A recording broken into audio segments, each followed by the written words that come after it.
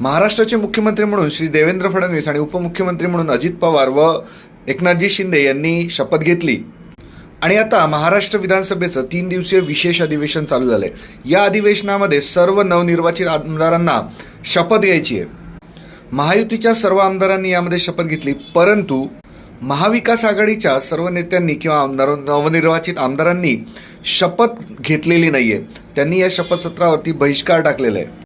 परंतु विधानसभेचं कामकाज चालू होण्यापूर्वी या सर्वांना शपथ ही घ्यावी लागणार आहे। विधानसभेमध्ये कामकाज चालू करण्यापूर्वी सर्व नवनिर्वाचित आमदारांना ही आमदार पदाची शपथ घ्यावी लागते, त्याशिवाय त्यांना विधिमंडळाच्या कामकाजामध्ये भाग घेता येणार नाही। यावेळी एक घटना घडली, ती म्हणजे आदित्य ठाकरे यांनी महाराष्ट्राचे मुख्यमंत्री श्री देवेंद्र फडणवीस यांची विधिमंडळाच्या बाहेर भेट घेऊन त्यांना अभिनंदन केलं, पण शपथविधीमध्ये त्यांचा सहभाग हा नव्हता।